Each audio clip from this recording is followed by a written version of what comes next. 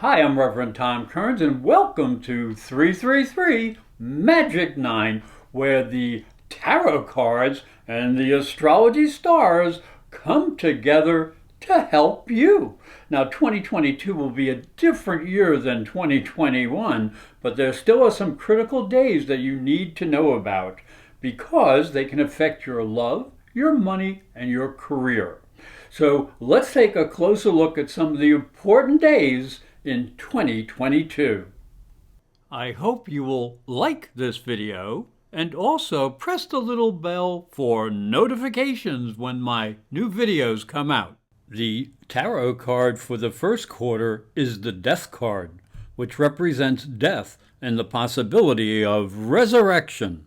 The tarot card for the second quarter is the Magician, which represents spiritual power being used on the earth plane for creation. The tarot card for the third quarter is the Seven of Cups, which represents misrepresentation, confusion, and temptation. The tarot card for the fourth quarter is the Wheel of Fortune, which represents a new cycle with new potential in the spiritual continuity behind the ever-changing world. Leo, the card for the first quarter and overshadowing the whole year is the Death card. The Death card represents not only death, but the possibility of rebirth and renewal. It can also represent revolution and may be very apropos, since Pluto, the planet of death and resurrection, will return to the exact degree it was at the birth of the United States of America. This will represent the purging of people who have abused power and beliefs that are false. So there is hope for a better future. And as we look down here into the astrology, the year begins with 4 planets in the sign of Capricorn and in your 6th house of daily routine. So since Venus is retrograde and conjunct Pluto, this is the perfect time to reevaluate what you need in both work and personal care in the coming year. Mercury will go retrograde on January the 14th, suggesting a need for care with what you say to partners. And then Uranus will turn direct up in your 10th house on the 18th, suggesting that you need to redirect your career energies to be more creative in life.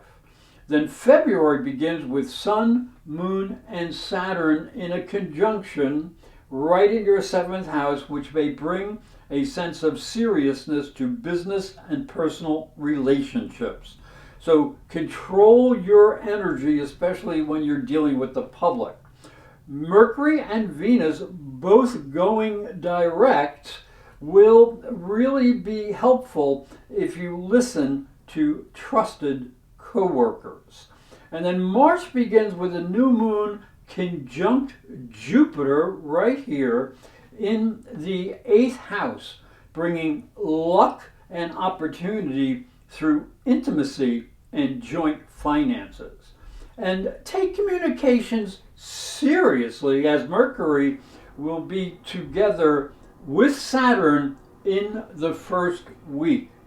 Now, as we look into the second quarter, the card for the second quarter is the Magician.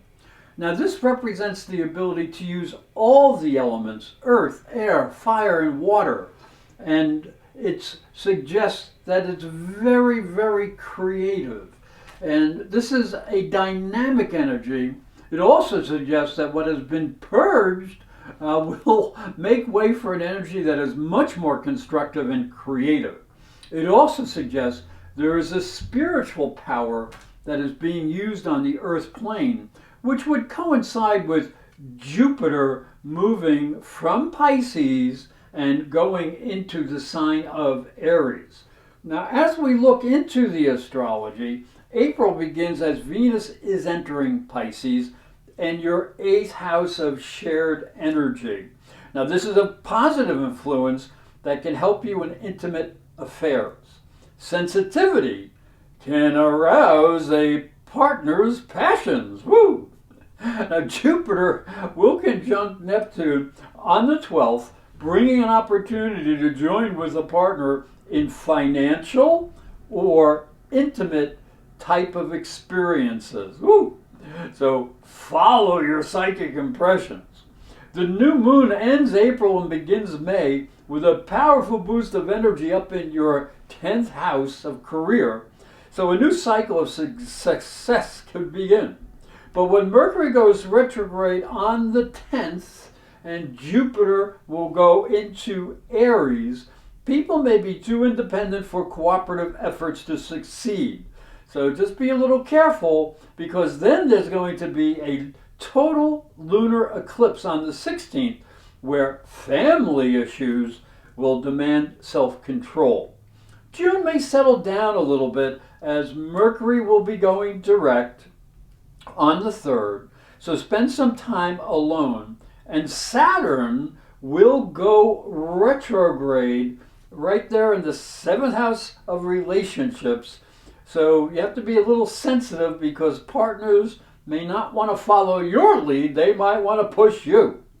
So the rest of the month has both Venus and Mercury just in Gemini, which is Mercury ruling sign. So that's going to make networking a priority, because there's going to be a lot of talk, a lot of meetings, a lot of activity. So take advantage of them.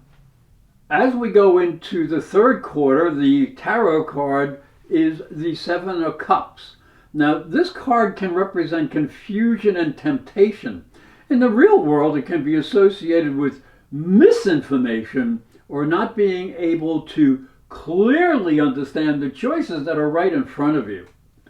So the challenge becomes making wise decisions and not being swayed by either misinformation or by your own emotions.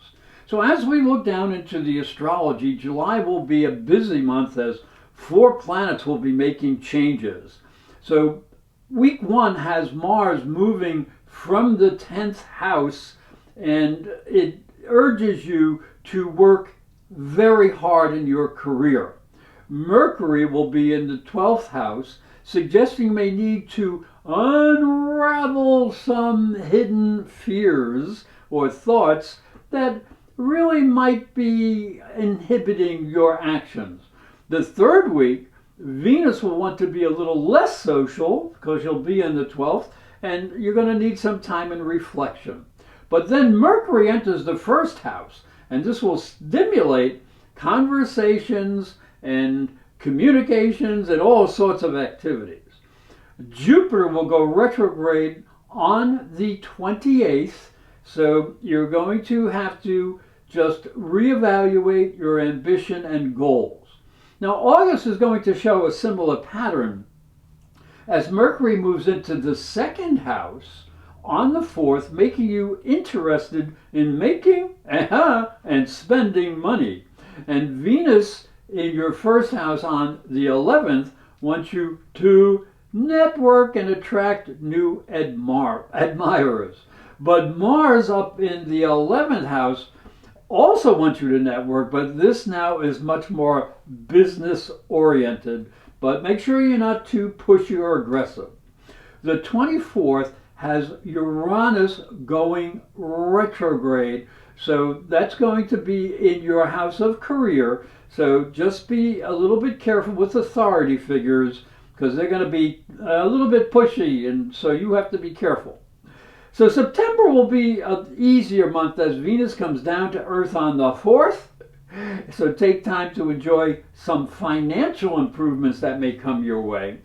But Mercury will go retrograde in your 3rd house of communications and travel. So make sure you check your itinerary, know where you're supposed to be and what you want to say. You have to be a little bit careful with those things. As we go into the 4th quarter, the tarot card is the Wheel of Fortune. It depicts the 4 fixed signs of the zodiac, bringing a sense of spiritual continuity that lies behind the ever-changing nature of the world. This is a very positive card and suggests that our fortunes are taking a turn for the better. In fact, you may be feeling that way already. So enjoy the changing cycles of life. Now, as we look down into the astrology, October begins with Mercury going direct in your second house. So this can be beneficial for money and investing. So you might want to spend some money on a seminar to learn something new. Pluto turns direct in your sixth house, and this is on the 8th, and it can bring changes or adjustments to your daily routine or your work responsibilities. Saturn will turn direct on the 23rd in your seventh house, and that brings new opportunities through your relationships or dealing with the public. So November will begin as Mars goes retrograde up in your 11th house. So be careful with groups or associates because their energy might be a little bit skewed. And there's a total lunar eclipse on the 8th, warns against mixing your emotions and your career responsibilities. Jupiter will go direct on the 23rd in your 8th house, and that can start a new cycle in intimacy and joint finances that is very beneficial. As we move to December, it begins with Neptune direct in your 8th house, and this can clear up confusion with your emotions, joint finances, and please listen to your psychic impressions. They can be very clear. As we move forward, both Venus and Mercury will move into your 6th house, helping daily routines and work. But do be a little careful on the 29th because that is when Mercury will go retrograde in that 6th house. So be a little careful at work or with your daily routines. Keep an eye on what you have to do and take care of business. Hi, I'm Reverend Tom Kearns, and this is my story. If you are a spiritual seeker, it may help you on your journey. I believe your spiritual development is as important as your religion. If you look at Christianity, it focuses on the life of Jesus. But Jesus was never a Christian. He was Jewish. If this thought intrigues you, you'll enjoy my new book, Light from Water, Freeing Jesus. It's available on Amazon.com and through fine bookstores. And it may help you on your spiritual journey. I hope you will like this video and also press the little bell for notifications when my new videos come out. I'd like to thank you for watching. I'd like to thank you for listening. And please subscribe because these videos are free, and that's a great price. And they can help you in the coming year. So please take a moment to ring the bell so you can be notified for new videos. And if you want some deeper information, go to my website, ProfessorAstrology.com, and you can find ways to get a transit chart or a natal chart so you know more about you. And I hope that you have a very great year.